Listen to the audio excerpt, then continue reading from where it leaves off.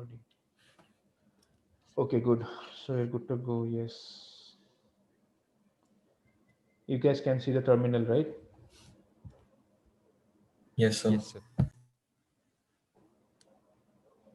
Double has doubled the number of bits.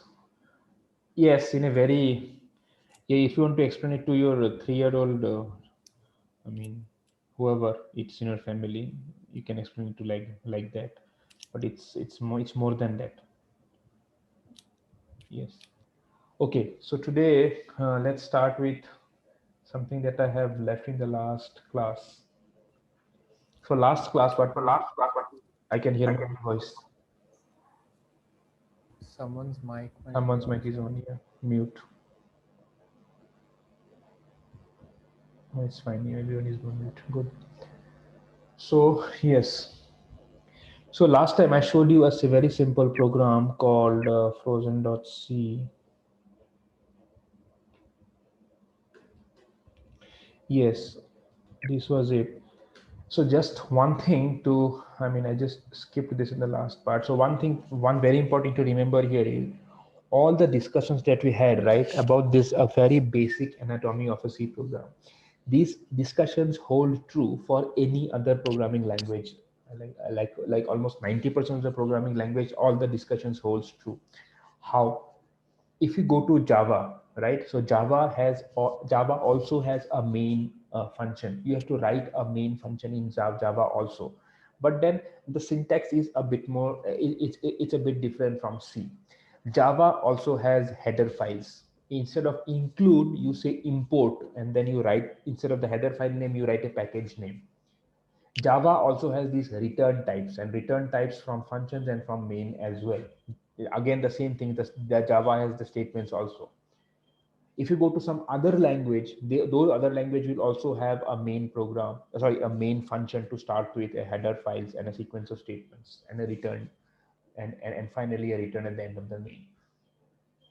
So this is a very general concept. This is a very general concept which you can apply to any programming language. Why concepts are important is because if you get these concepts correct, learning a new language is just like a maximum a 2 weeks task. You could pick up any language if you have these concepts clear.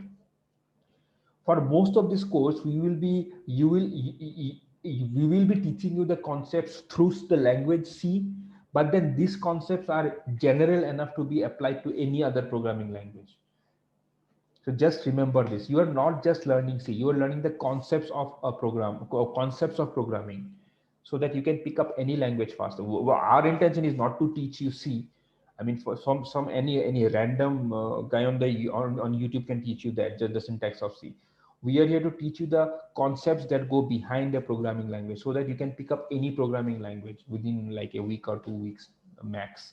Because when you go to industry, right, so you would be asked you to write this software, and you'll be given a maximum of 1 month to finish the entire thing in just 1 month, and you have to learn any language. So that's where these concepts will help you. Okay. So that's one thing there. Also, last thing, I skipped something called a language standard. So what do I mean by language standard? Language standard means a set of specifications which the syntax of your language has to adhere to. uh, in a like in the real world, what would be the example for a standard? Tell me. There there's a standard called ISI, right? So what does it stand for? I mean, it's like a industry standard which will certify certain things, right? That it's an ISI brand or this and that. So what does the word standard mean here? Standard means that your whole structure or your whole thing has to fall in this particular it has to look this certain way, or it has to follow this certain criterias for it to meet that standard. Similar to that, programming languages also have standards. C, for example, I mean, C has something called a C89 standard. Then there's a C99 standard. Then C++11 has a lot of other. So for example, C, and there's a C++11, C++14. So these are all language standards. So the language standard set some criteria on the way you should express your program. If you don't meet that criteria, then your program would not compile under that standard. Let me give you an example here. So I have this same program. Sorry, I think I have, yeah, in the previous batch, I have edited this frozen.c. So anyways, so I'll just keep write it down. It's not an issue.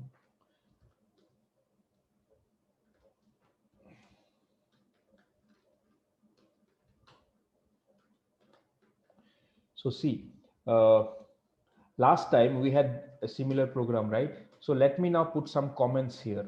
Let's say comment 1, right? So let me compile it using a standard called C989, C89. Let's see how it, yeah. See, C89, when I compile it using the standard called C89, so this is how I am specifying the standard. When I'm compiling it using the C89, then my compiler would put those criterias onto my source code, and it will see whether my source code matches those criterias or not. If it does not match, I get an error.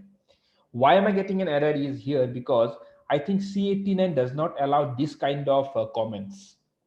Let me now compile the same thing using a new standard like C99. See, now it compiles. So this example I gave you just to give you a feel of what does standards do.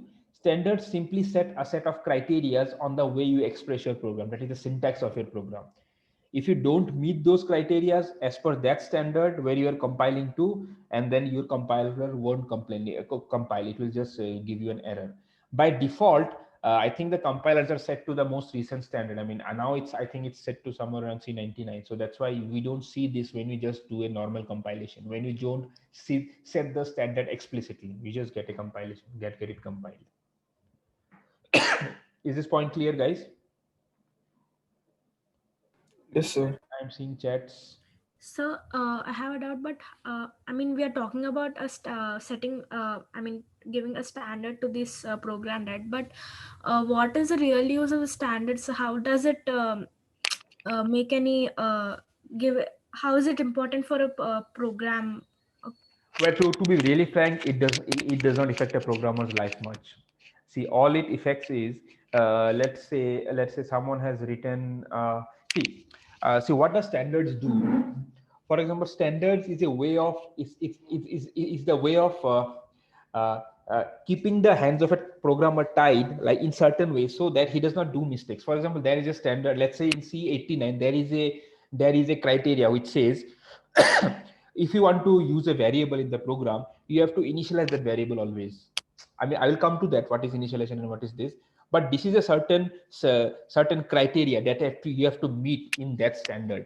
So what that criteria helped you was, if you have an uninitialized random variable, then what would happen is your program might go wild at some point because of that uninitialized thing. So standards are the safety checks, like maybe some kind of safety standards also do this. Actually, they kind of set some safety standards so that the programmer does not end up doing mistake.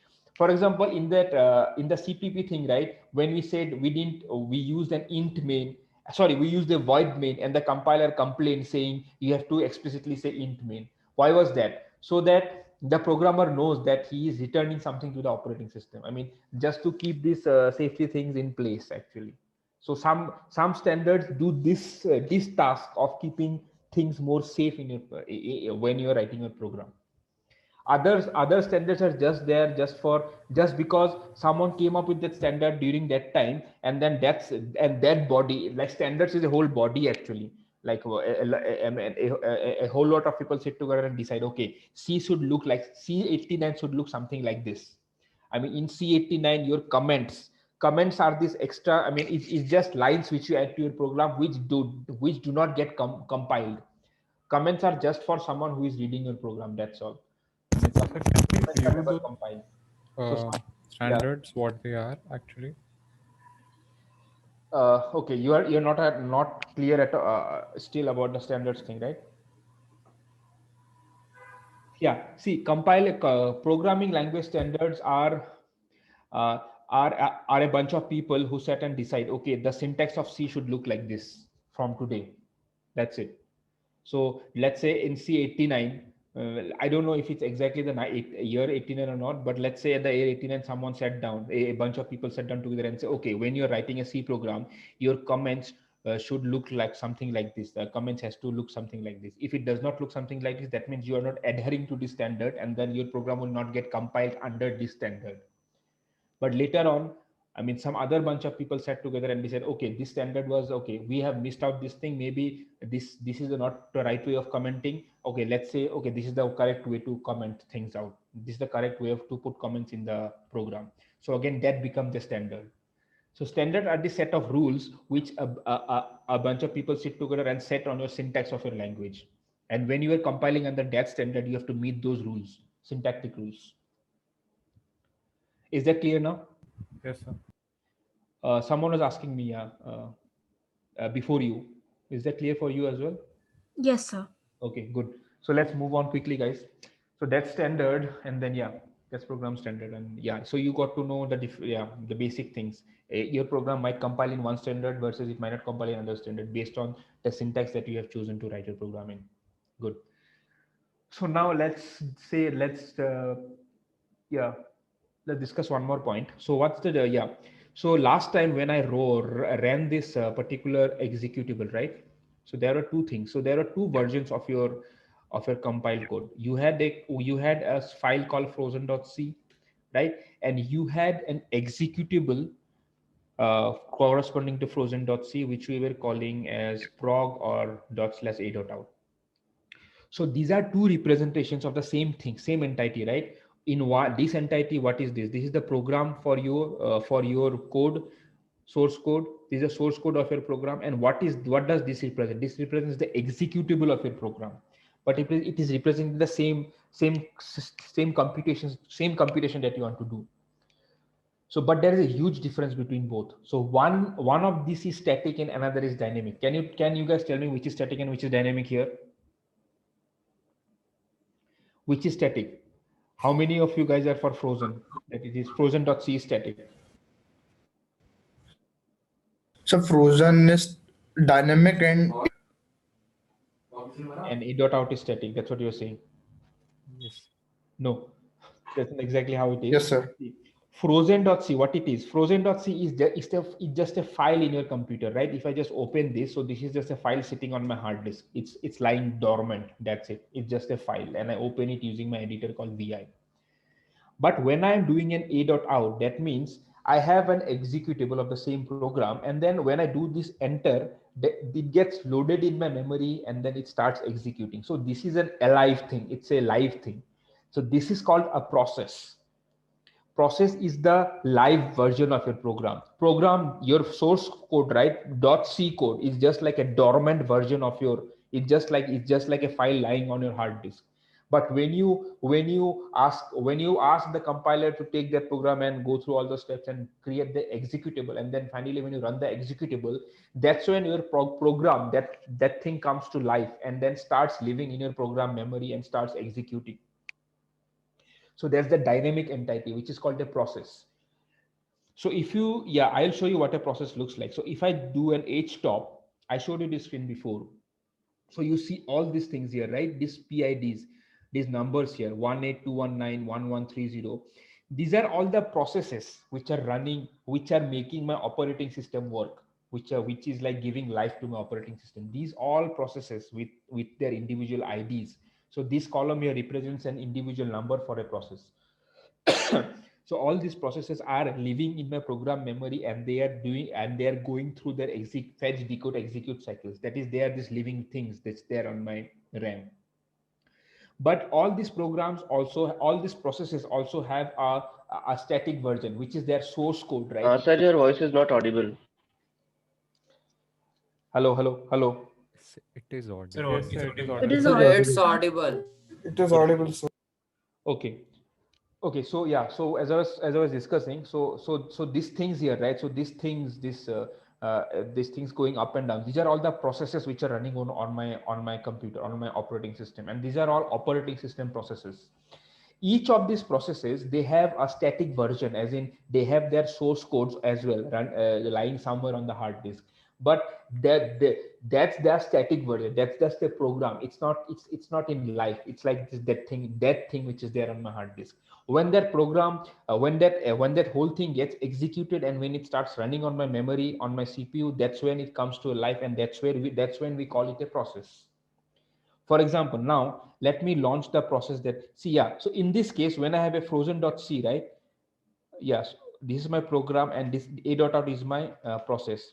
But then if I do an enter, this just comes out in 1 second. You didn't in within this 1 second, what happened is this entire program was loaded to memory, it came to life, it got executed, and it came out. So I didn't observe much because it just executed within a second. So I didn't get the feel of a process. So let me do one thing. Let me put an infinite loop in my program so that my program runs always. I'll just do this. Just don't follow the syntax as of now. So this is a way of putting an infinite loop. So now just see this. Now I have not executed my program, right? So my frozen.c, that is backslash a.out, is not a part here. You cannot see an entry for a.out because that is not executing yet. It is just sitting on the hard disk as an executable. Now, if I, let's say, execute it, okay, for that matter, let me just name it with a better name. Okay, so now let me execute the program. See, it will just keep on running because there's an infinite loop, right? So it will never return. So now let me go to that table and see if I get a process for this program which I have just launched, for this executable which I have just launched. See, if I go to htop now, there, yeah, you see this line. Just see the first line here. Just see the first line. I got an entry for my process, which is called frozen now, because frozen is the executable, right? Which is now living and thriving in my memory. And this is the user ID of frozen. It's like 24095. So this is like the unique name of my process, which is related to my executable. Is Sir, this point could clear? you repeat? Sir, could you repeat after you put the infinite loop? My internet sort of faded out. Okay, see what happened was once I have, so let me just end the loop here first. So this is my program here, right? Frozen.c in my program. I have not done any compilation. This is just a file sitting on my hard disk. So when I did a compilation of this code, that I compiled the code, I took up the source file, compiled it, and created an executable out of it. So still my program is not running. My program is still in this dormant state, right? It is lying on the hard disk as an executable. It's not running yet. That means my program has not come into life. So let me just run my program. And how would I know that I made my program come into life? There would be an entry for my program in the process list. So now you see there is no entry here.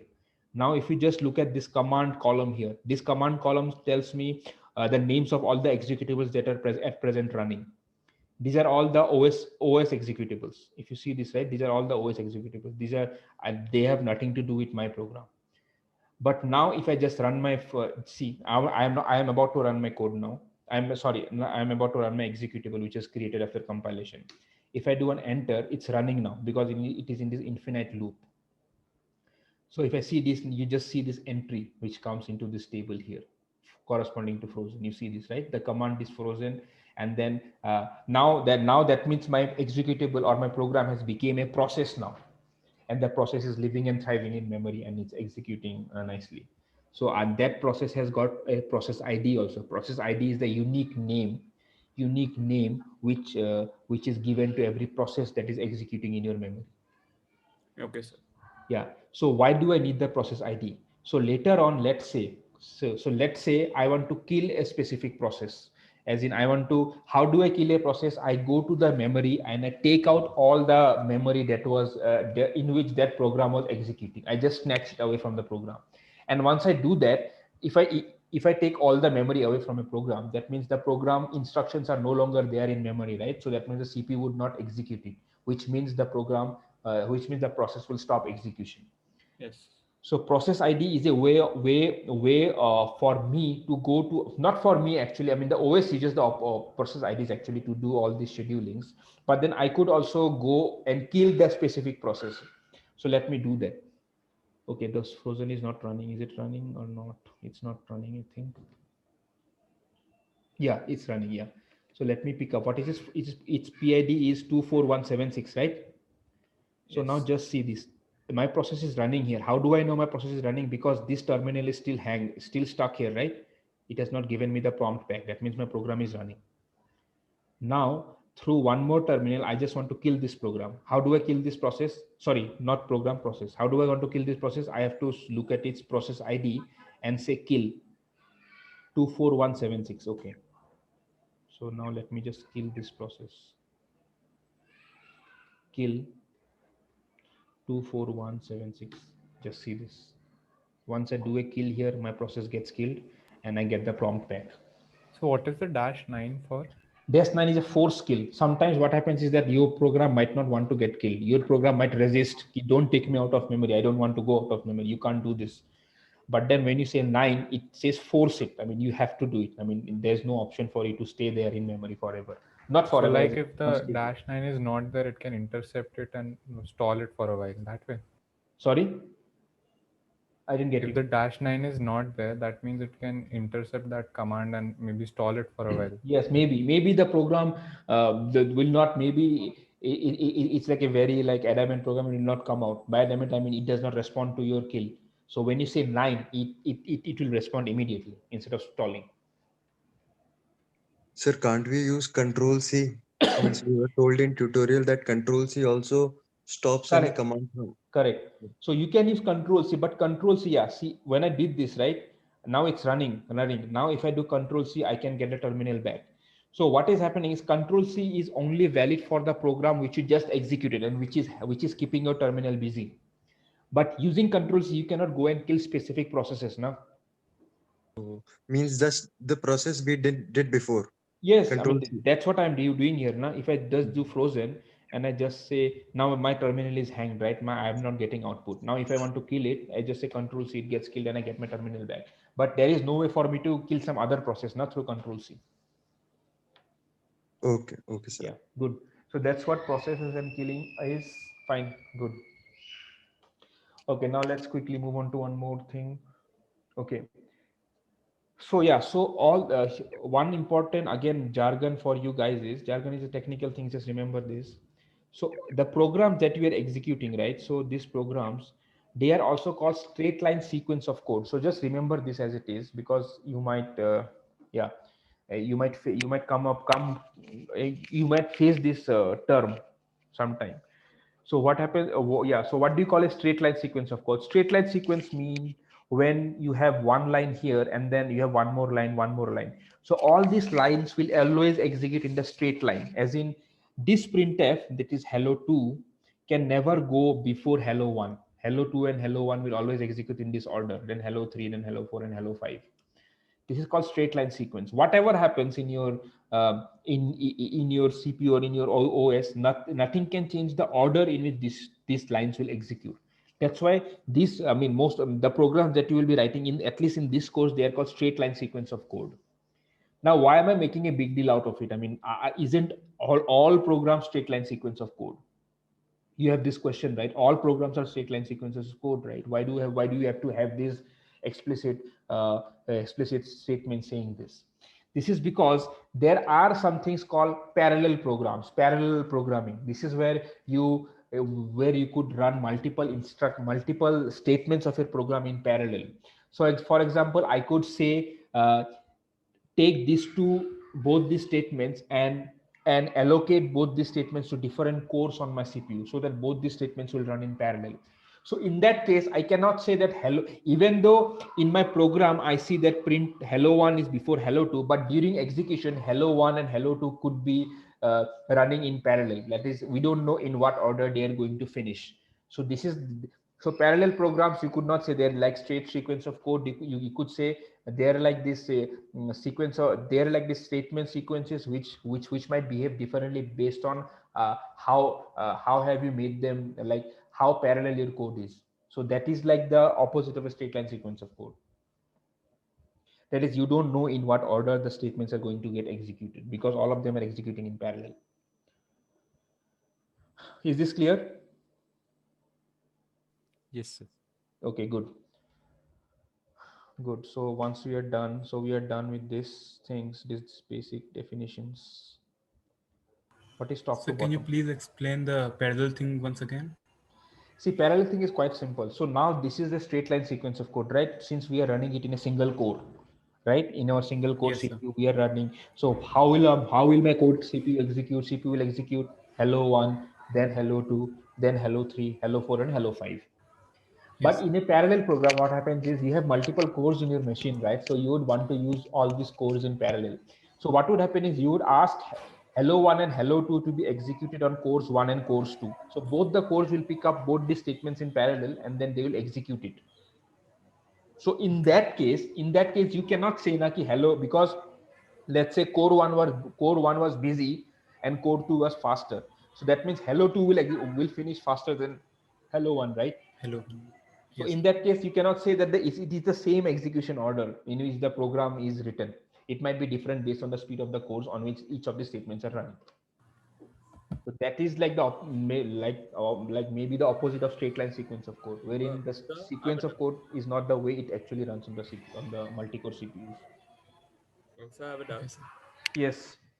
So it can be an arbitrary order. We can't predict the order of the output. Yes, so that's one of the pain points in parallel programming. When you maybe it's a very advanced level of programming, but then yeah, you can never may say in what order it's going to execute. Thank you, sir.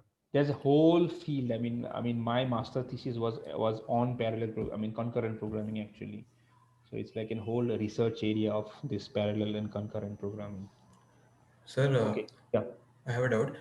Like a dot out and frozen.c, you explained static and dynamic, right? That time Yes. my internet had a problem, so can you just repeat it once? Okay. I couldn't get to that.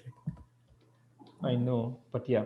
See, you have to respond to me, okay? I mean, just say Yes. yes, so that I Yes. can keep it fast. So when you have this frozen.c, right? So what is this? This is a static program, isn't it? It's there on my hard disk. It's a file. It's just like any other text file or file. So Yes. when I do a GCC and when I say frozen.c, right? So what Yes. happens? I create an executable called a.out. Where is that executable located? It's still located on my hard disk, isn't it? Okay. Till Yes. now, up till this point, both the steps, writing the program and compiling it, right? They have just created executable for me. But then this is my program is still not running in memory, right? My program is still on the hard disk in the form of previously it was in the form of a .c file. After compilation, it is in the form of a .exe. Yes. Okay. Yes. Sir. So now when you pick up the exe and when you run it on the hardware, sorry, on the CPU through that whole loading thing, right? So what Yes. happens is your program comes into life. How does it come into life? It picks up some memory. That is the loader takes it and then gives it some memory in the CPU to run, in the RAM to run. And once it gives that memory, it asks the CPU to go and read the instructions one after another, right?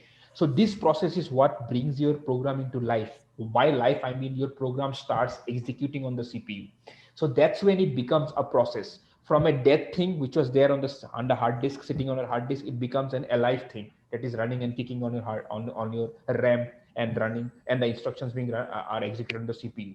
So this alive thing, right, this dynamic thing is called a process, and the same dormant, that is a dead version of the same thing, which is the file in the exe, is like the program. You could call it's the static thing which is called the program, Okay. and the dynamic thing is called the process, which is running on the memory and taking up CPU cycles. Yes, sir. So what is deb version? You're telling something like deb. Sorry, Deb. what is deb? What? I didn't get you. Like you're telling it came into life before it was like a deb file. Not deb, dead. Okay, D. dead. Okay. Yes, got it, sir. Thank you. Yeah. Okay. Good. Yeah, let's not get into parallel programming. They have separate languages. Yes, so all the languages have a parallel version of it. I mean, C++ has a parallel way of writing C programming. There are constructs in the language which allows you to write parallel programs using the same language. C does not have a parallel addition to it. I mean, you cannot write parallel programs in C, but you can do them in C++. Okay, sir. Okay, fine. So now let's go to variables. So let's switch gears and go to some different topic today. So what do you mean by variables? Yeah, I know, but OpenMP is not. It does not come with. I mean, yeah, yeah, I know about OpenMP. Let's not go there, Hariharan. OpenMP is this whole standard which is built on top of C. Yeah, yeah. As I told you, now. I mean, it's like, yeah, you could spend your entire life like thinking only about parallel programming or parallel programs. It's a very, very big area.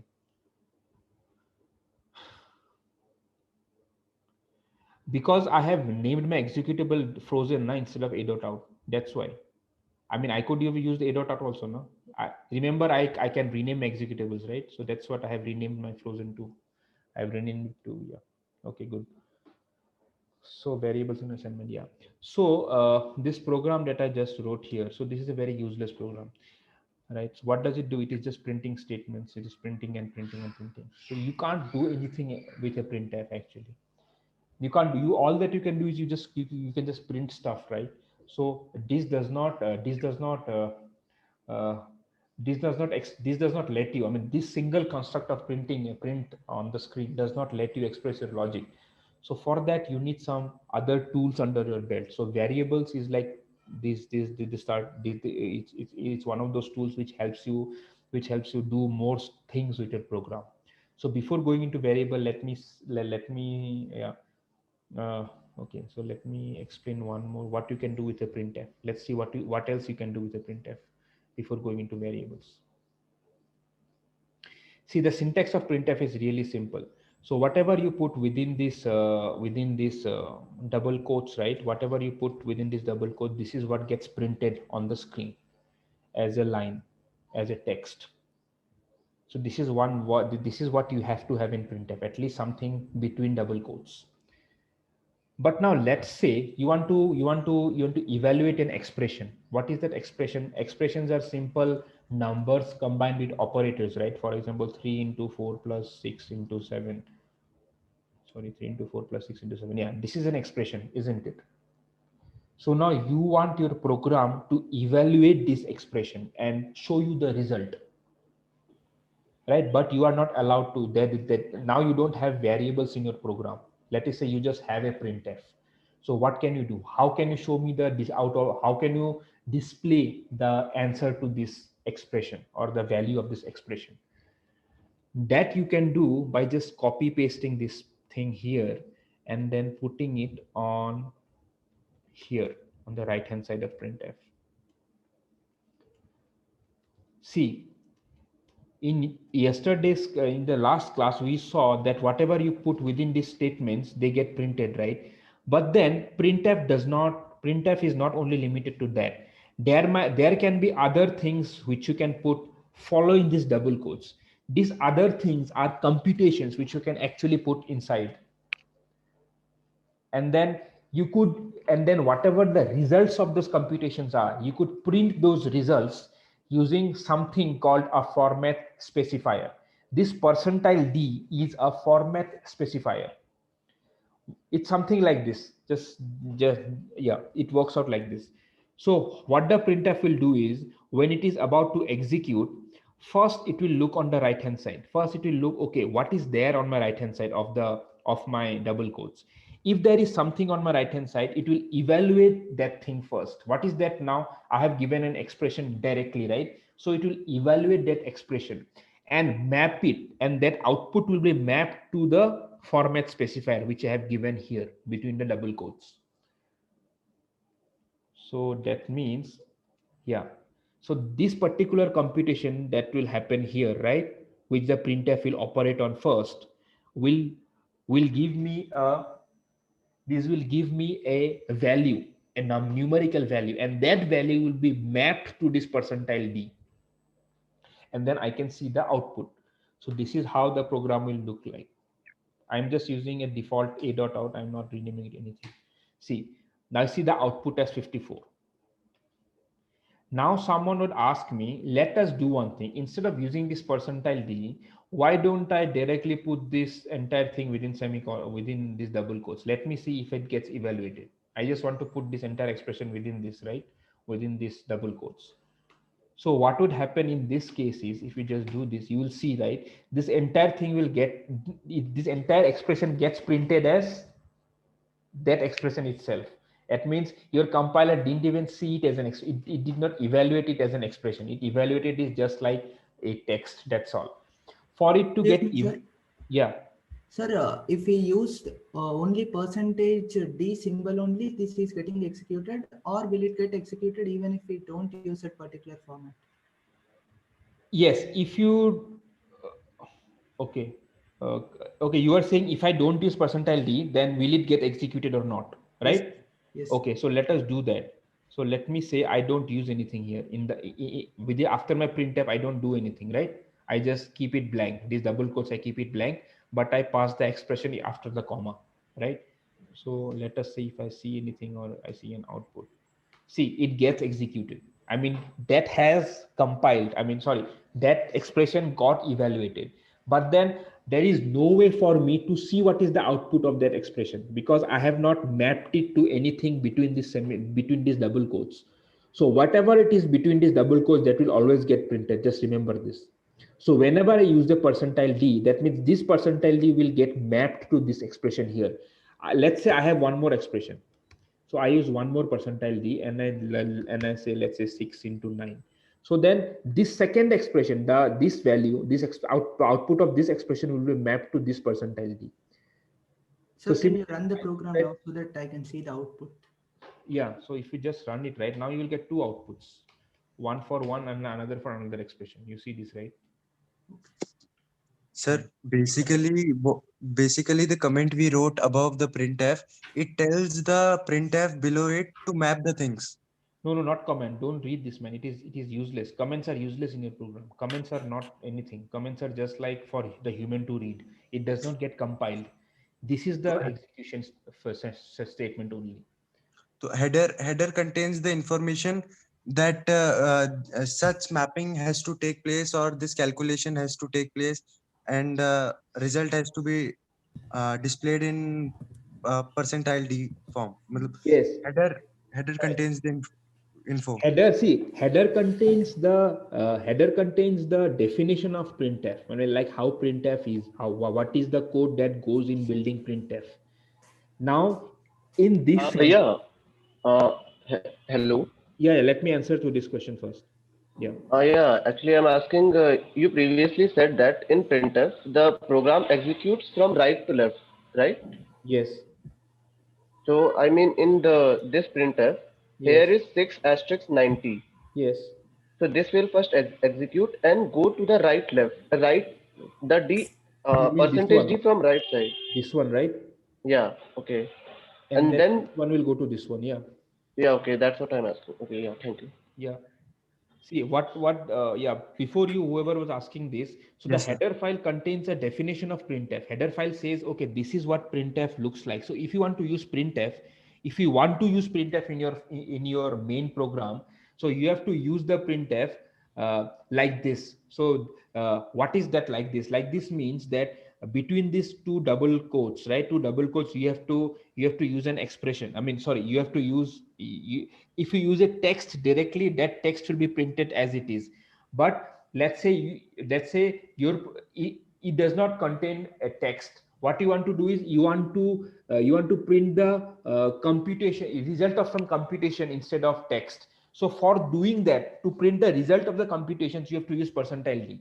But it will serve the same purpose of printing it. That's all. It's just that instead of text, now you're trying to print out the result of some computations which are happening on the right hand side, maybe here. Yeah, right hand side following the comma. That's why you need a percentile D there.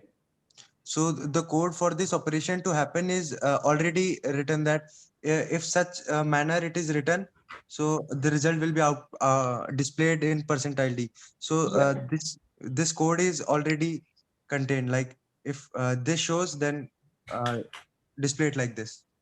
Yes. So by this code, you mean this expression here, right? This expression is evaluated inside your executable. Because your executable evaluates this for you. This 3 into 4 plus 6 into 7, right? So it has all this. There's a BODMAS rule, right? Operator precedence, which says do the multiplication first and then after the addition. So all these things, so all these things are done by your program, and then the result of that is printed using this percentile D inside Okay. printf. Yeah. Like can we print the result of an expression and the other one just a text? Like there are two expressions here, right? Yes. So you want to just print it as text? One as text and one as a result. Yes, so that's fine. Now, so just put one within the code. So all the things that you put within the quotes, right? So this becomes text. It is not going to get evaluated. So if you just now use this, right? So that means this computation here will be mapped to this percentile D, and this particular thing will be printed as it is, as text. So just see this, yeah. See this did not get evaluated because this is within the quotes, right? It will just treat it as text. It's not going to get calculated. But the other expression, which was after the quotes, after the comma, this got evaluated and it got printed here. So percentile D is just like this. Excuse me, sir. Yeah. What will happen if we don't use this return 0? Like, will the program give the same output? It won't show an output, right? No, return 0 has will nothing give. to do with the output, man. Just don't you guys remember? So even if I don't put it return, remember it is C now. So there will be a Yes. return statement, implicit return, right? Yes. Yeah. So return has nothing to do with that. Your program ends at printf only. Return is just like an end of the program which goes to the operating system.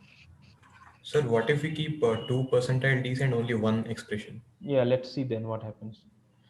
See, percentile D, you could think of percentile D as just like this placeholders. I'll come to that way. See, first of all, you will get an error saying there is no matching percentile D. There is no expression which matches this, right? Yes. Because there is only one expression on the right hand side. If I do I get some random garbage here. Why? Because there is no expression matching to this percentile D. Because on the right hand side of this comma, there is only one expression, right, which matches to this percentile D here. To match to this percentile D, there is no expression, right? So Yes. if I put one more expression here, then it will match to this percentile D. So think of percentile D as just like this empty chairs on an auditorium maybe. And this, whenever you do a computation, that computation takes up a chair. That is, it takes up a percentile D.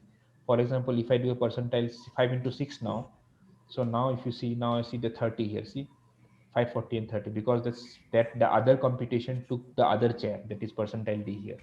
Percentile Ds are like these empty chairs on which you could place the output of the computations happening on the right hand side of a printer and place it there. Yes, sir. And if there are more expressions than the percentile Ds, the other way around. Yes. More expressions, more percentile Ds. No, I'm saying that there is only like 1 percentile D and 2 expressions. What will happen? Then I think that you might get an error or a warning, let's say. I mean, basically it has to match, man. It's as simple as that. If it does not I think match, it's 1-1 mapping always. yeah, see, too many arguments. It says too many arguments, as in there is no matching percentile D. So if I just run this, there is no print actually. Nothing will get printed here. Sir, like But what if I want to print the characters percentage D? Then What characters? percentage D, not any value associated to it or something. Oh, you just want to print the character percentile D. Yeah. That means, see, what was giving, I mean, I'm going to a lot of details actually. So what was giving this D a special value is this percentile symbol is giving me a special value. So I somehow have to remove this special thing about this percentile. So I can do this by giving it a backslash. So if I give a backslash, right, I think then that percentile symbol loses its significance.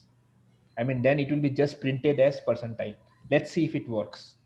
I don't know if it works. Yeah. So let me not just use any. Let me just do this.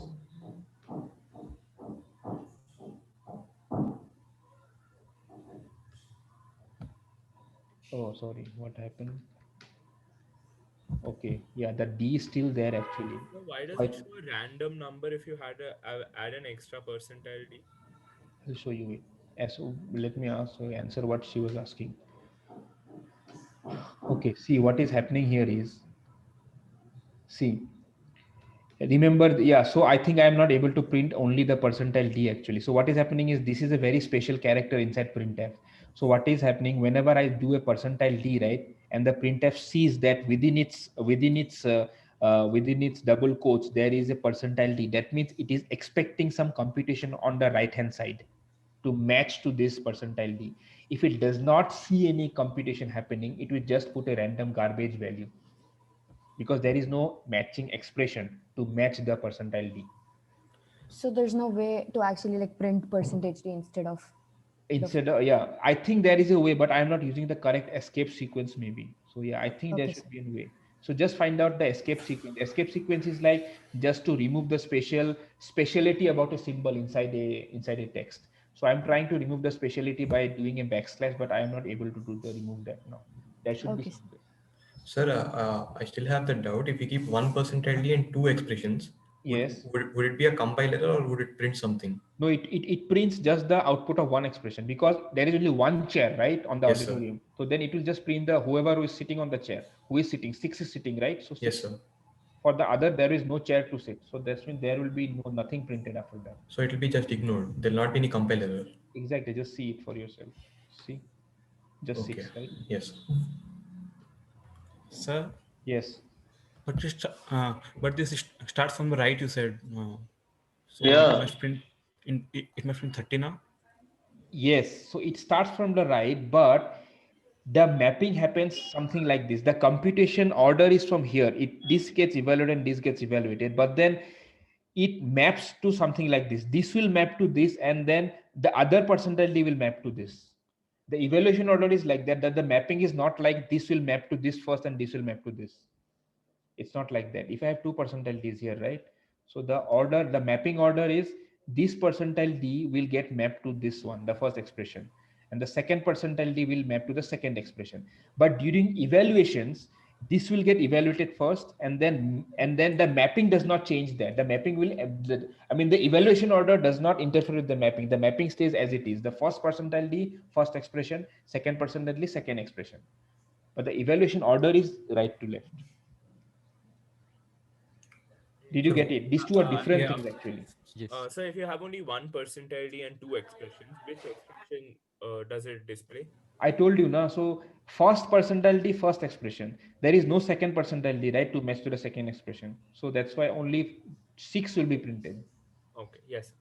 Sir, while we put a backslash, there was a code coming next to 3 into 4 plus 7. What does that code mean in the terminal? 6, you mean 6? Yeah, sir, the above that frozen C error warning above the warning. This one. Like code just below this. Garbage value. Yeah. Oh, this 166. one. Yeah. That's a garbage value because I didn't have a matching expression, right, to occupy the chair. That is percentile D. So because there is no value to occupy, so it will just, the compiler will just print a garbage, even though it was expecting a number, but since there is no matching expression for that seat, it will just show just a random garbage value. Sir, can we control whether the garbage value will not be greater than a certain number? No, there is no way for you to do that because garbage is unpredictable. No? It is there. Garbage means unpredictable. What are the indicate 2 slashes? Comment. That's a comment. Comment is just like a line which does not, which is just for your eye to see. The compiler does not see comments. Just remember this.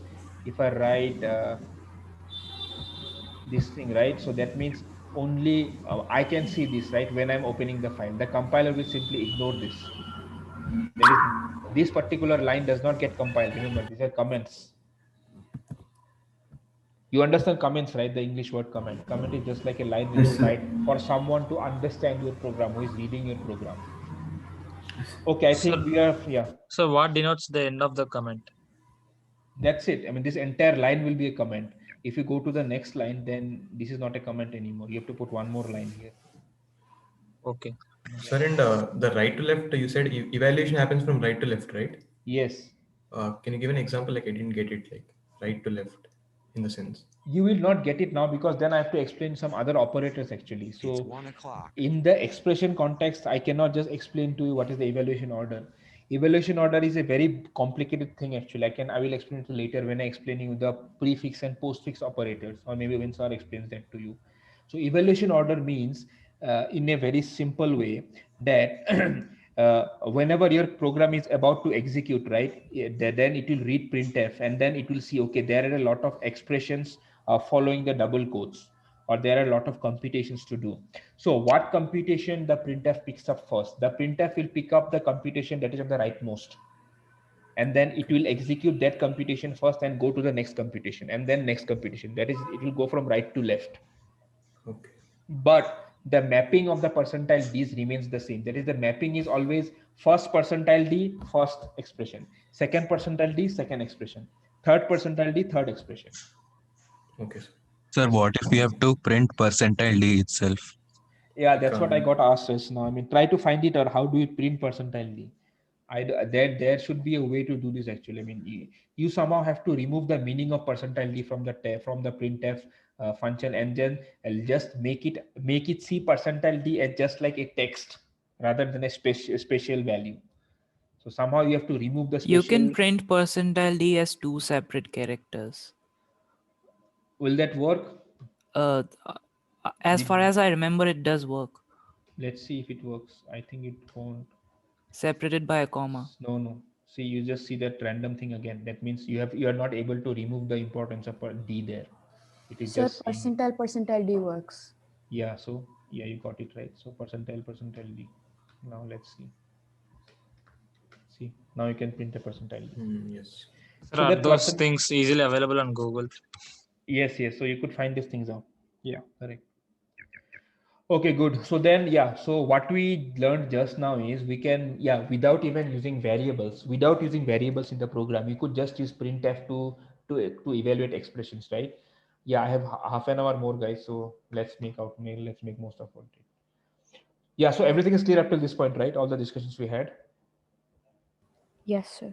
Okay, yes, good. Good.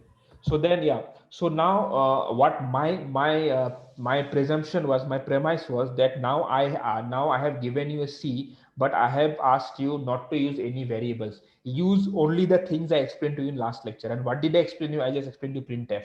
So using printf also, you can make your program behave like a calculator, right? Which will calculate basic expressions. So it's nothing like your printf cannot do any computation. Even a printf can do computations using very simple expressions. That's all. But now, let's say this is the computation that you want to do. You have to multiply two numbers and add a third number to it. So this is the computation you want to do. But now you want to do this computation for, let's say you want to do it for a different set of numbers. How would you know let's say I ask you, instead of 3 into 4 plus 6, now do it for 5 into, along with 3 into 4 plus 6, now do it for 5, 4 and 3 as well, 5, 4 and 2. How would you do that? Just using printf.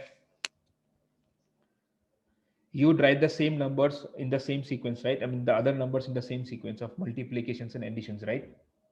Isn't Yes, it? sir. And then if I ask you, okay, now I want you to do the same operation sequence, that is the same expressions on, let's say, 10, 11 and 12. Again, you would go about doing 10 into 11 plus 12, and then you would put one more percentile d here. So you are able to do very, very basic expressions, very basic computations. And if I ask you a new set of numbers, you will simply copy paste the expression and then put the new numbers in their places. But this is a very, very dumb way of doing it, right? I mean, this is a very, imagine if I ask you to do 100 different types of computation, 100 different numbers of the same expression, you have to copy the same expression 100 times, isn't it? So why are we having to do this? And yeah, so a quick question here. So in the first lecture, I explained to you guys, there are 3 types of program data: external data, internal data, right? So these numbers that I have written here, what kind of data are these? What kind of program data are these? Internal. Exactly, these are internal. Does it make sense to everyone? Just type yes. For people who understand why is it internal data. Yes. So these numbers are internal data because they are visible in the text of the program itself. I mean, I can say, okay, these are the numbers that I have.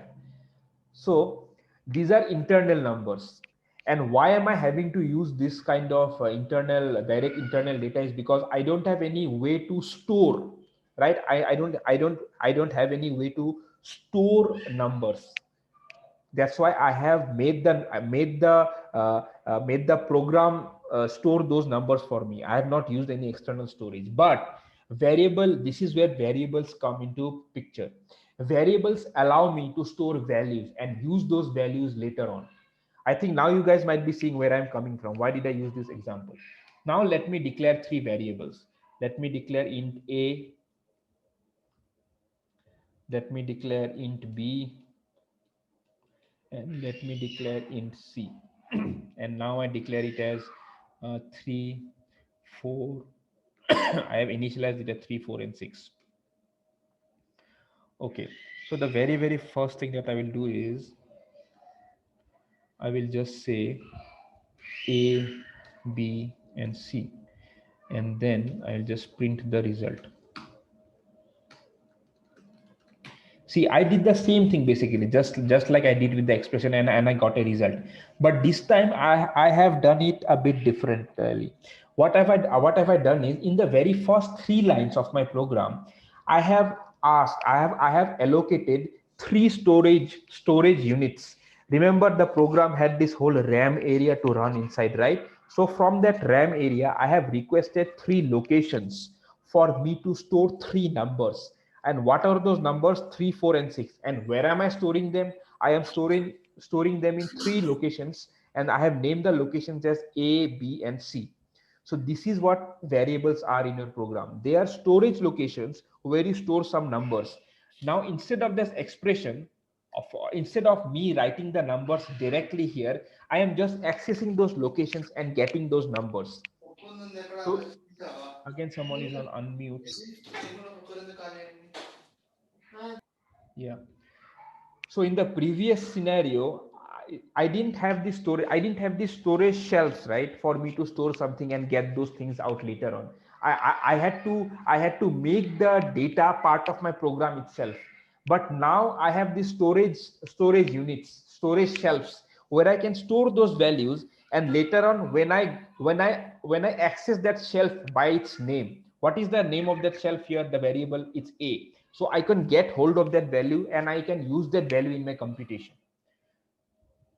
There are 2 things here now during the variable, the variable usage. This first part here, this int A part, this is called a variable declaration.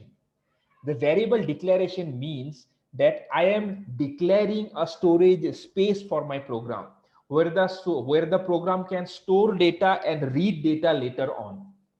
This is called variable declaration, the first part. And the second part, this second part is called initialization. Initialization means, okay, I have asked for a shelf and I have named the shelf A, but then I have not I have to put some I have to put some data to start with. It's like the first data that you put in, right? So that's called initialization, variable initialization. But I am not I don't have to do these 2 things together. What I could do is I could simply do the variable declaration first. That is, I have first declared the variables as storage units or as storage places in my program's RAM, and then later on I could initialize them. I could say A equals to 3, B equals to 4, and C equals to 5. So I could split these 2 tasks, as in declaration and initialization, right? So now if I go move ahead, now I can just now I am just reading the values here of these variables, and then I'm printing the output. So later on I just want to run the same expression, let's say, but on a different set of variables. So how would I do it is, I will just copy paste it, and then so if I just change these values now, if I change these values, let's say, to 5, 6, and 7, right? And then if I compile my program again, so now I will get a different value. That is, now I am just changing the contents of the locations. I am not changing anything in this line here, right? This expression stays as it is.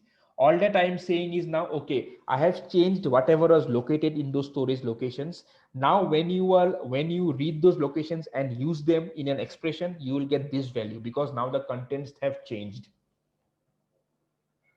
Another important point here. So this particular operator here, right, is equal to operator. This operator is called an assignment operator.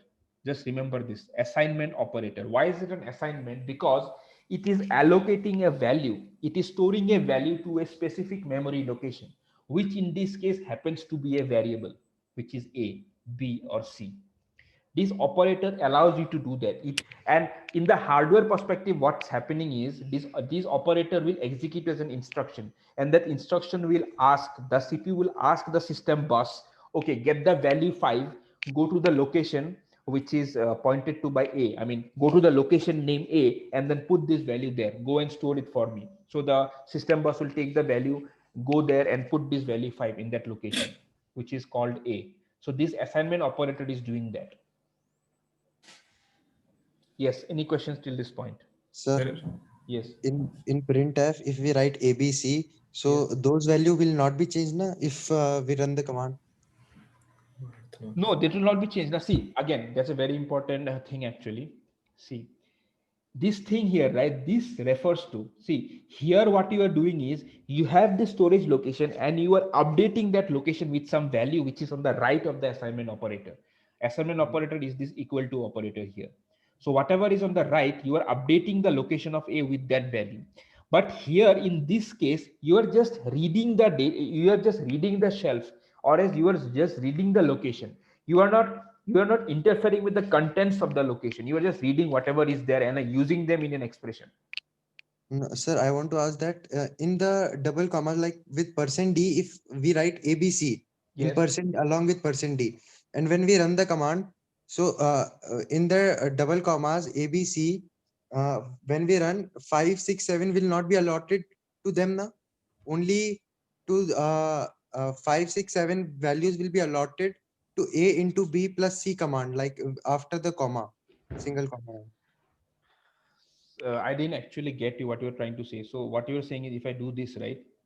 No, like write ABC along with %d. Some ABC, any variables here. ABC. Okay, then. And then write an expression A into B plus C any. Okay. Is that then it? we run like now 5, 6, 7 values will be allotted to all ABCs or the only ABC which we are evaluating. Okay. See, here this is yeah. I have to go through. Yeah, I'll explain it to you properly. Wait. See, what have you written here? What you are assuming is you are assuming that when I have written it as ABC here, that means you are allocating A, B, and C some value. But using these three things here, what you have written inside the same quotes, isn't it? You are assuming that A, B, and C will be updated with some value, right? Because of this, right? Yeah. That's what you are thinking now. Yes, sir. Right? But your thinking is wrong. I'll tell you why. Because just remember this. Always keep this like kahin likh lo isko. So whatever you have between these two semicolons, sorry, between these two quotes, that thing, if apart from this special character, what's a special character? The percentile D is a special character, right? Special chair. Usko chhod ke anything else that you write, they will be treated as just plain simple text. They have no other significance. So यहाँ पे होगा क्या? All that you will see is you will just see A, B, and C getting printed, nothing else. See, only A, B, and C will get printed. This is just for printf. This does not mean anything. It will just print A, B, and C, and then percentile D will just print the value of A into B plus C. This line here, this thing is completely different from this. Here I am executing an assignment instruction or an assignment statement. Assignment statement में क्या होता है? Assignment statement में whatever is there on the right hand side of this operator or the assignments, this operator, that right hand part will get stored in the location that is addressed by A or that is pointed to by A. Assignment operator के right में जो है, that goes inside one of the locations that you are one of the variables that you have written on the left. But यहाँ पे क्या हो रहा है? You have just written A, B, and C. Printf will just see this as text. It does not have any significance. It does not mean कि this means variable A, variable B, and variables. It means nothing like that. It just means simple plain text. Did I make myself clear? Yes sir. So can we do anything such that the computer reads कि वो भी एक variable है? Can I read? Huh, exactly. That's very, very simple now. All you have to do is, instead of A, B, and C, just use A. That's it now. If you just see A, then B, and then C, and then जो भी A का value है, it will get mapped to this. Then B का जो value है, वो map to this D. Now just see what happens. See 5, 6, 7 मुझे मिल गया ना यहाँ पे 5, 6, 7. See, all that you have to do is map this percentile D to the value of A, because even a single variable or is also an expression, right? Even if you write just a single number, that's also an expression, right? So that means this entire thing will be mapped to this percentile D. B, the single variable will be treated as an expression and mapped to this. C will be treated as an expression and mapped to this. So Got then you can print the value of A, B, and C. Yes. Sir, if we don't. आ गया ना? Clear है ना ये? Yes sir. Okay, good. Yes. Sir, if we don't initialize any of the variables, and what then will you happen? get some random garbage. Let's see what happens. First of all, इसमें हम ये नहीं करते हैं. Let's not do this. देखते हैं क्या होता है. See, 0 something. You got something, right? देख यहाँ पे क्या हो रहा है. कुछ भी आ रहा है. 0 0 or some big number is there, which is nothing that you have inputted right from the program. That means जो भी location you are asking from the memory, right? That location, to start with, that location contains some garbage. That's it. Why it contains garbage? Let me tell this to you. Because वहीं पे some other programs have executed before, right? Because it's not like you are getting a fresh piece of memory every time you run a program. वहाँ पे some other programs have executed before, na? So those programs might have left something there. So you will just end up reading that garbage, which does not make sense to your program if you don't initialize that location. Yes. But if you initialize, that Purana contents will be completely cleared and your new contents will be overwritten there. Okay. Sir, and only why did we get only like other two we got zeros and only one? I don't garbage? know. This is completely unpredictable. यहाँ पे क्या आता है? कुछ भी आ सकता है. Let's see if we get the same thing again. Yeah, see, now I got a different value here. 32765. पहले क्या मिला? 32764. Yes. It's completely random. I don't know what comes up. If you don't, that's why it says that's why one of the C standards says you have to initialize your variables. If you don't initialize, this kind of things might happen. That's why that standard forces you. I mean, wo jo standard hai, it kinds of puts pressure on you to initialize the variable. If you try to compile a program in that standard without initializing, wo standard tumhe error de dega, just to keep your program safe or program correct. Sir, beside of that assignment operator. Yes. That star. Yes, that's a comment. These you can put a multi-line comment actually. मतलब comment if you want to span multiple lines, right? मतलब let's say these are all the things, and you want to put everything in their comments. Then you just start and end like this. Then everything becomes a comment. Sir. Okay. Yes. Yeah. Sir, is there any way to remove those fragments of the programs which have been run before this one? Like you told, the garbage is generated because of the programs that were run before this one. Yes. Yeah. Can we remove it? Like you force kill the process? Is there any way to remove all those things? See, when you kill a process, its memory is taken up. Its memory is reclaimed for the system. That's for sure. But then I don't know if the operating system also clears the contents of the data area. I think that does not happen by default. And I don't know how to do that actually.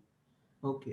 समझ रहे हैं ना? It's like it will take up the memory fine, but then जो भी लिखा था पहले, I don't know कि that gets cleared or not. Maybe that's why you have to start with whenever you use variables, you always initialize the variable so that you don't run the risk of reading some garbage and then using that garbage in your computations. Okay. हाँ मैंने बोल दिया ना how garbage comes up, because some other programs would have run in that place, right? And that's why some other programs would have left something there, and you would end up reading that same place, same thing if you are, because memory is limited now. The same variable would get to map to a location which has been used before now by someone else. It's like renting a house, man. Someone rents a house and then he leaves it, and he leaves a whole pile of garbage, and then when you come, if you don't clean up the house, you will read the same garbage, right? Okay, good. So is the usage of variables clear? Why do you need variables? just for storing stuff so that you can use those variables later on in your computations.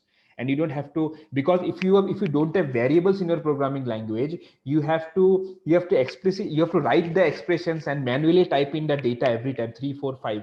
I know we are still doing that here, but then there is a way in which you could initialize these variables. I mean, you could put data into the variables from your keyboard. I mean, this is what reading input does. So there is a way, there is a function called scanf. I'll come to that in the next class.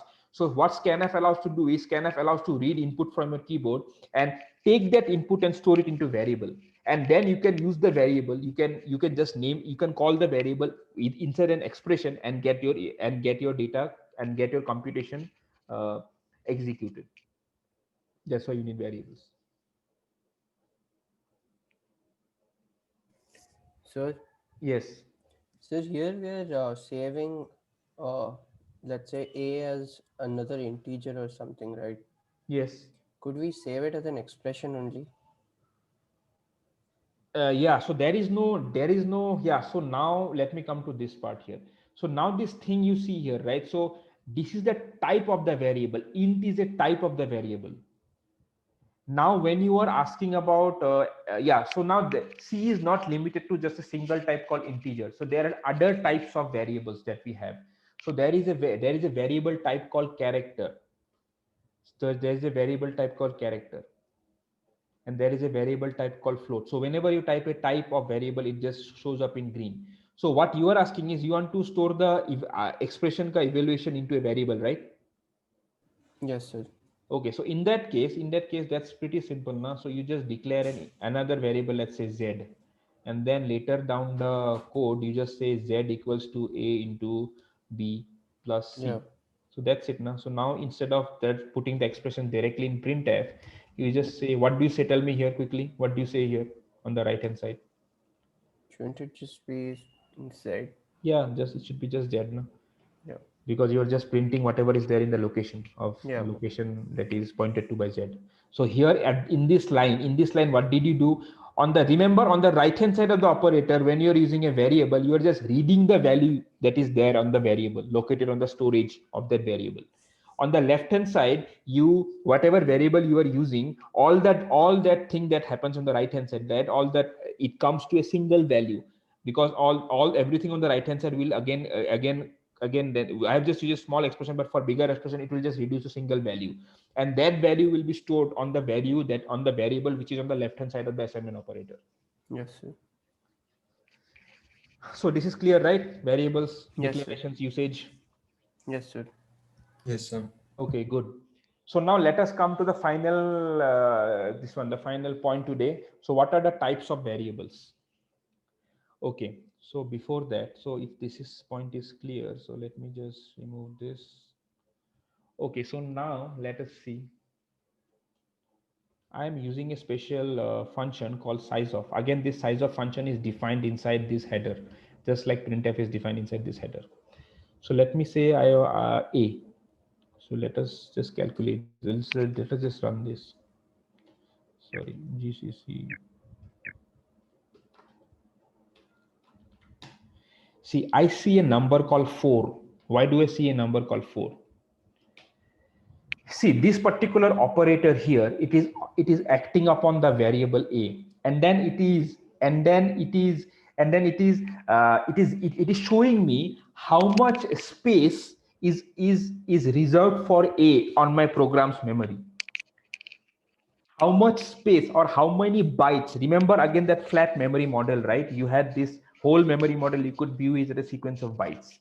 Now, for every variable type, now what is my type here? Int. So depending on the type of the variable would use some bytes which is greater than 1, which is at least 1, but then it could be greater than 1 also. In the case of integer, that is int data type, the variable holds 4 bytes together. That is, if you say a, then you are accessing 4 bytes together.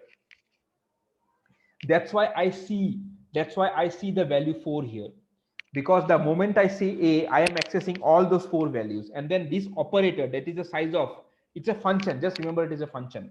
this function tells me how many bytes is that variable accessing in one go, or in simpler words, how much space have you allocated for that type of variable. Now let me change this. Instead of integer, let me change it to character. Now let me see what does size of give me. If you come down, let's now see, you see 1 here. Why do you see 1? That means now I have declared A as a character data type or a character variable. Character variables occupy just a single byte. That's why I saw 1 instead of a 4. Character variables or the character storage area is like 4 times smaller than an integer. That's why I saw a 1 there. Is this point clear, guys, that if a variable uses some space, but then the amount of space used by a single variable depends on the type of the variable? Now, yeah, is this point clear? Sir, for an integer variable, like anything, the maximum size is like kind of 2 power 31, right? For the positive one. Yes. Like how do we arrive at that? Like the maximum space. I'll come to that. But is this point clear that depending on the type, the size of the variable changes, right? Size as in number of bytes occupied by that variable in your RAM, program's memory. Sir? Yes. Sir, int variable type should be of 4 bits or 4 bytes. This is for the number given by this this function here, right? So that is bytes. How many bytes is one variable of that particular type worth? That okay, sir. Bytes, Thank you. bits. Just remember, not bits. Now I'll come to the question that someone was asking about 2 power 32 and all. Yeah, 4 bytes, 32 bits. Yeah. So now let's say I have a character. I have a character variable. So now we are seeing the variables as just this storage shelves, right? Depending on the type of the variable, I have a certain size of my storage shelf. If my variable is a character, I have a smaller storage shelf. If my variable is an integer, I have a bigger storage shelf. Now let's say I have a character variable. So what is the size of my storage shelf in the character variable? Just reply, guys, on the chat quickly. 1 byte. 1 byte, right? Yes. Yes. 1 byte has how many bits inside it? 8. 8. Okay. So now using 8 bits, how many different values can you represent using 8 bits? 2 power 8. For people who are new to this, I'll just explain it to you with a simple example. Assume you have two bulbs, right? 2 bulbs. So how many different in how many different arrangements can you have these 2 bulbs? 4 arrangements. How? You can have both the bulbs as on. That is one arrangement. You can have left bulb on, right bulb off. Another arrangement. You can have the right bulb off, left bulb on. Another arrangement. And you can have both the bulbs as off, another arrangement. So that means using 2 bulbs, you can have 4 arrangements. Similarly, that means using 2 bulbs, you can represent 4 different values. Similarly, now treat each bits as a bulb. Now using 8 bits, you can have 2 to the power 8 different values.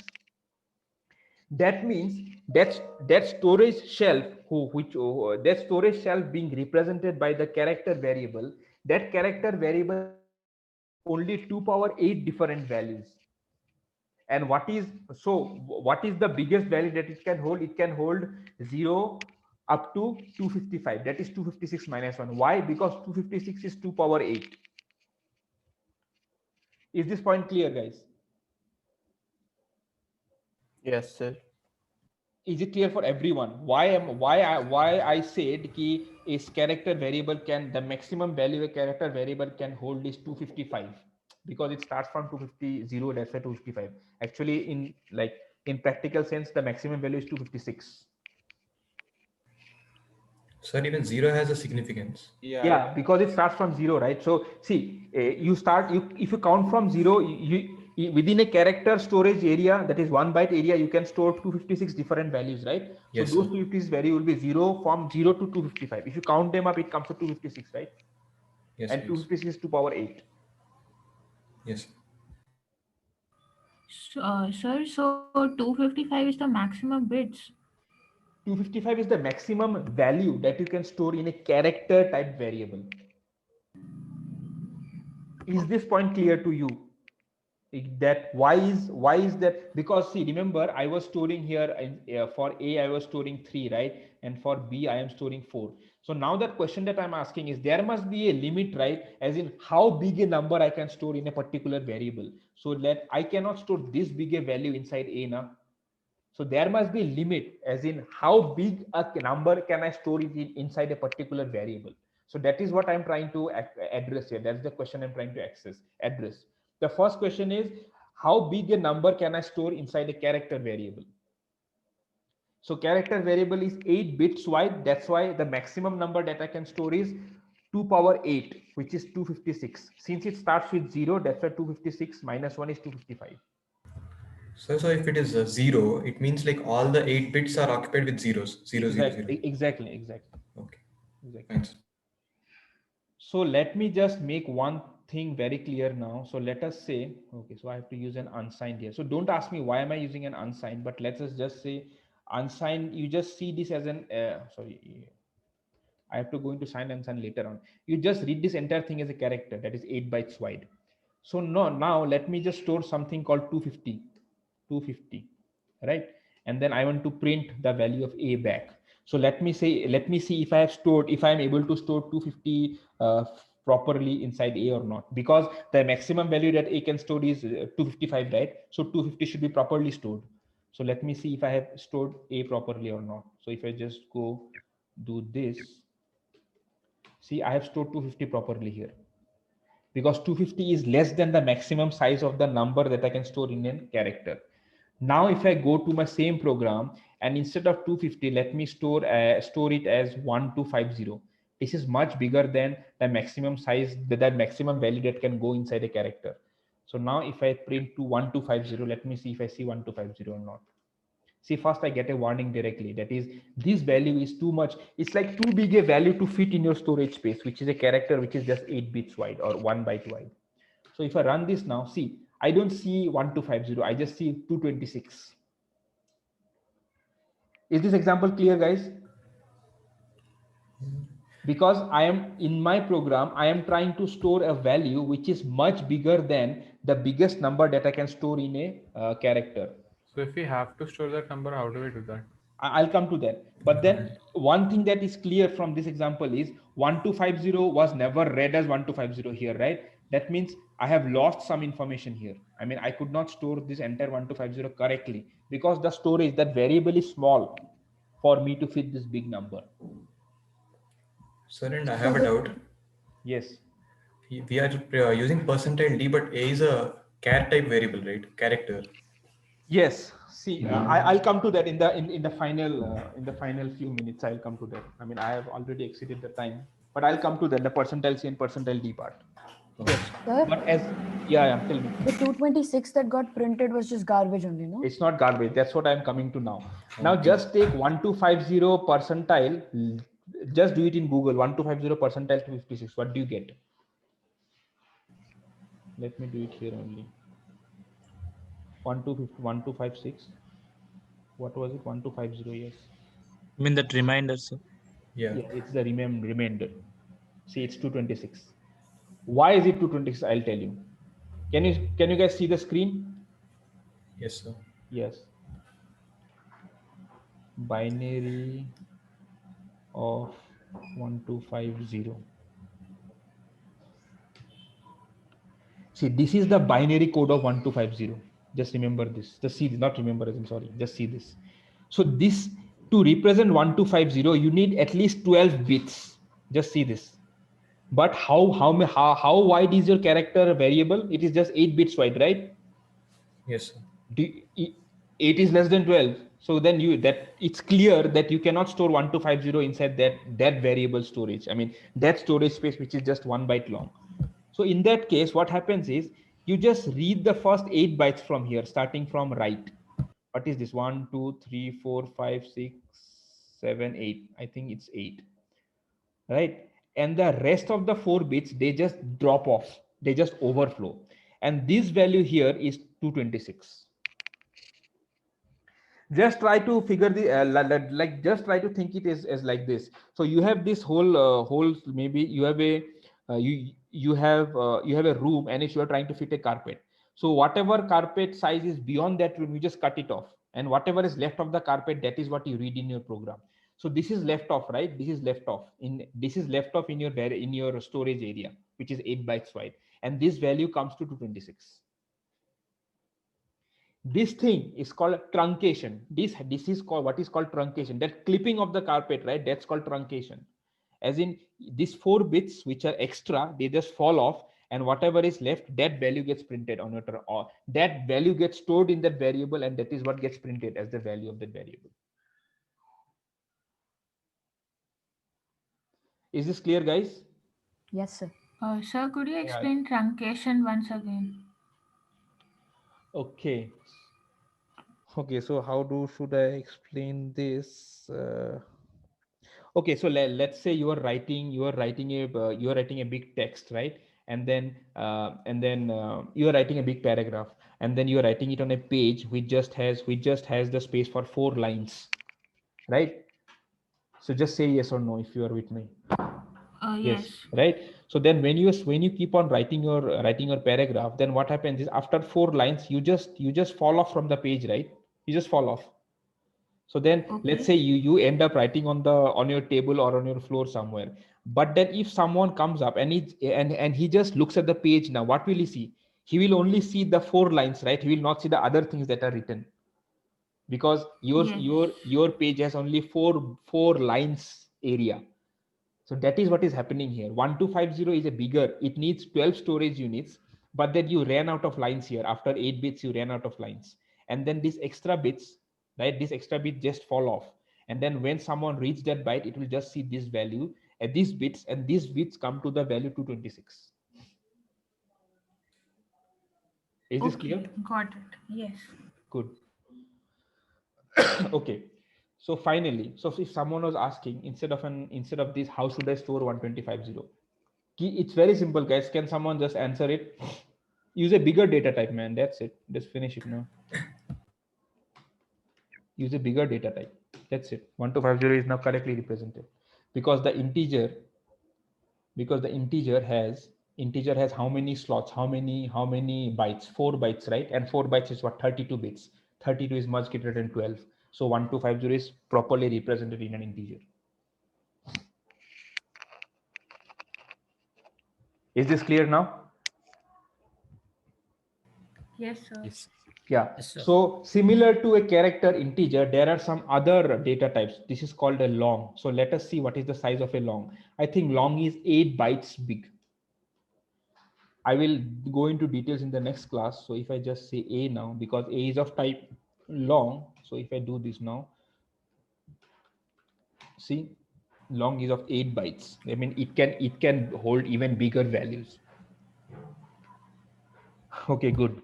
See, this is now I'm explaining you different data types. This is one aspect of the data type, the final point today. So now let us see. Now I have two data types here. Integer. Let us see what is the size of integer. What is the size? 4. Just record this in your brain. 4. Now, again, I have one more data type. Let's say now instead of integer, let me use one more data type, which is called float. See, what do you see the size of the float as? 4. So that means, since now we are only worried about size, right? Size. We want bigger size variables to store bigger numbers. But integer and float has the same size, right? So what is the use of a float when I have an integer sized variable occupying 4 bytes already with me? What is the use of float? Decimals. Yes. So this is the other aspect of data types. The size is one aspect wherein different data types, I mean, that don't get confused on the word data type. It just means whether is it an integer, character, float, or double.